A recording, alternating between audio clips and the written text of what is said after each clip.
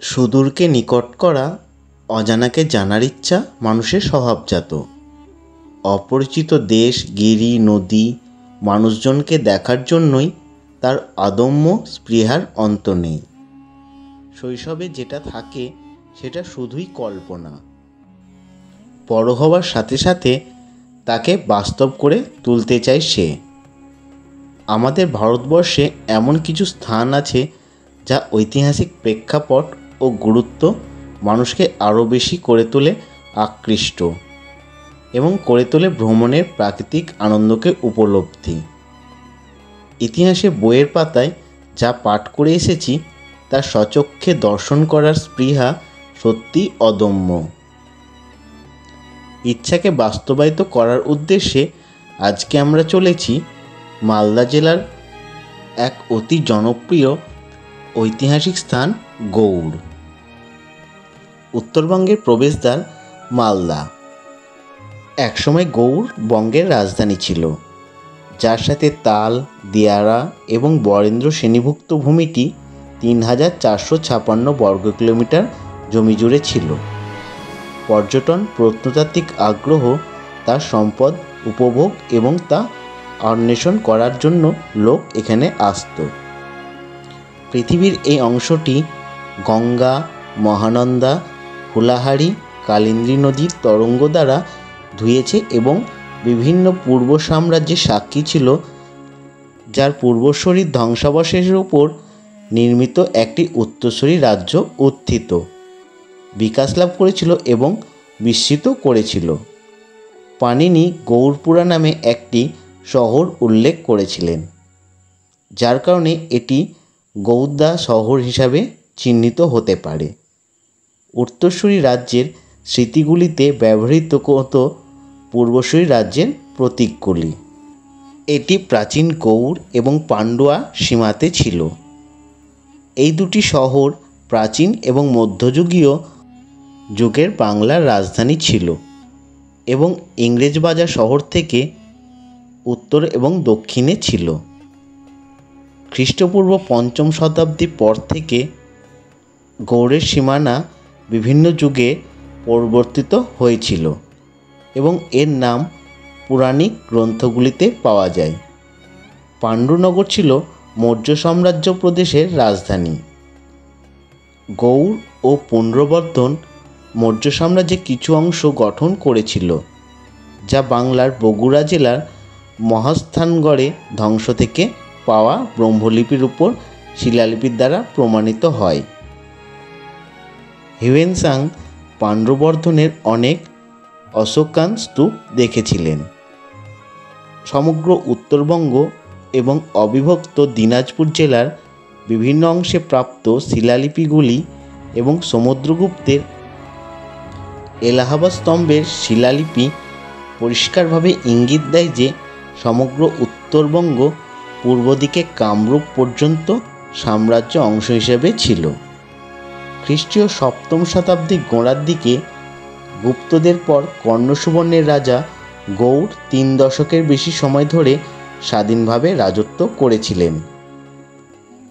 ৮ম শতাব্দীর মাঝামাঝি থেকে একাদশ শতাব্দীর শেষ অবধি পাল রাজবংশের বাংলা শাসন করেছিলেন রাজারা বৌদ্ধ ধর্মের প্রতি অনুগত ছিলেন।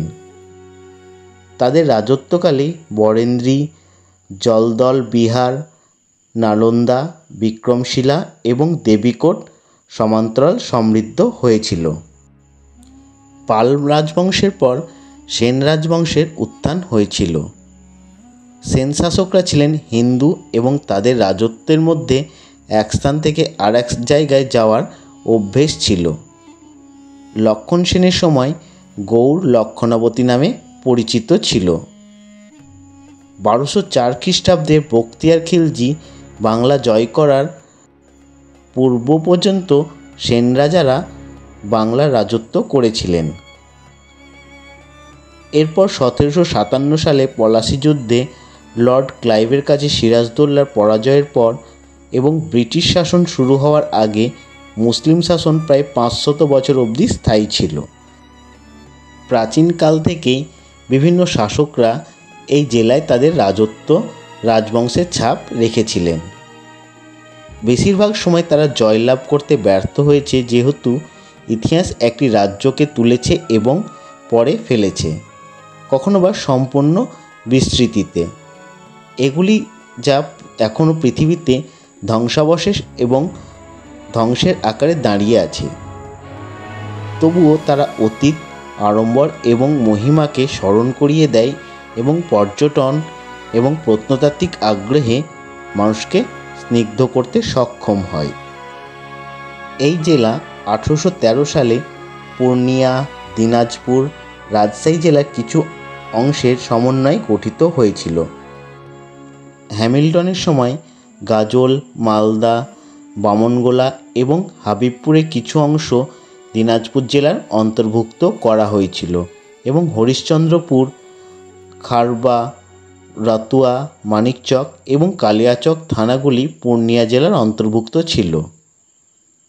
1831 সালে কালিয়াচক এবং সাহেবগঞ্জ থানা এবং নদীর তীরবর্তী অঞ্চলে গুরুতর অপরাধের প্রবণতা ফলস্বরূপ ইংরেজবাজারের অধীনে বেশ কয়েকটি থানা এবং 2টি জেলা নিয়ে একটি যুগ্ম ম্যাজিস্ট্রেট এবং ডেপুটি কালেক্টর নিযুক্ত করা হয়েছিল। 1832 সালে পৃথক কোষাগার প্রতিষ্ঠা এবং 1859 সালে একটি পূর্ণাঙ্গ ম্যাজিস্ট্রেট এবং সংগ্রহের পদে নিযুক্ত করার মাধ্যমে মালদা জেলা জন্মগ্রহণ করে।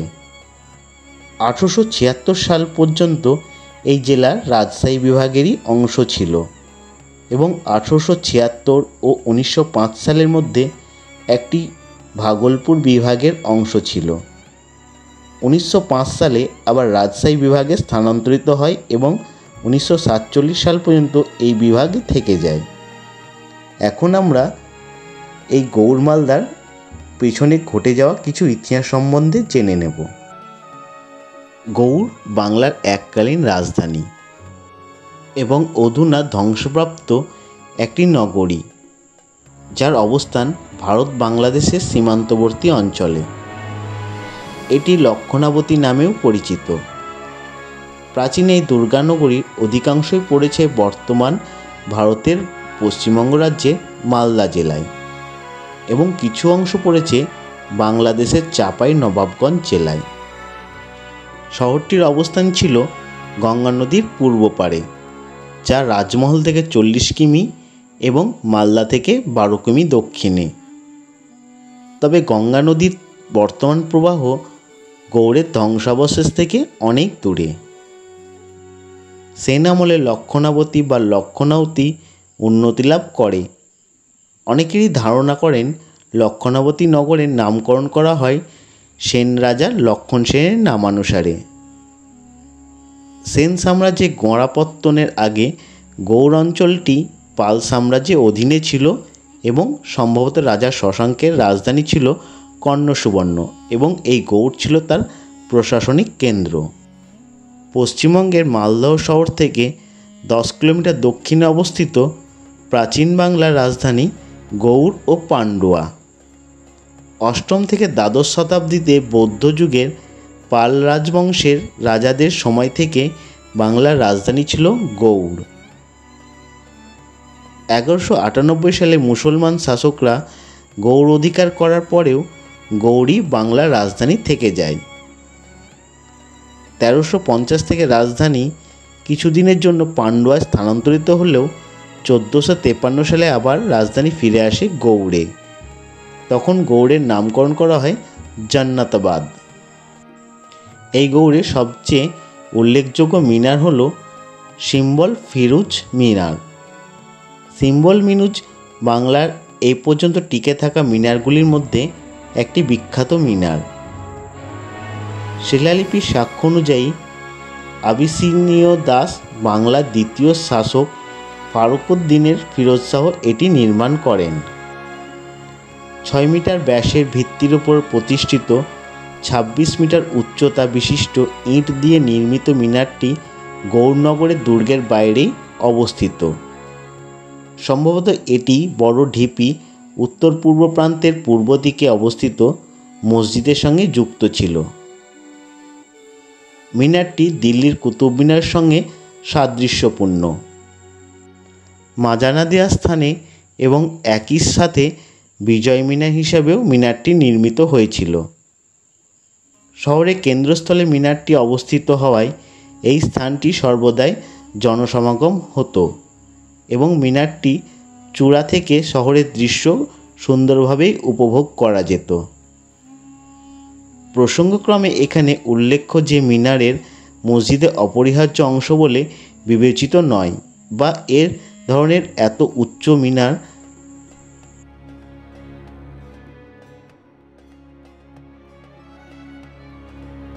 তো আজকে আমার এই ভিডিওটি আপনাদের কেমন লাগলো তা আপনাদের মূল্যবান মতামত ভিডিওর কমেন্ট বক্সে অবশ্যই জানাবেন। ভালো লাগলে লাইক এবং শেয়ার করবেন এবং আমার এই চ্যানেলটিকে সাবস্ক্রাইব করে আমার পাশে থাকবেন।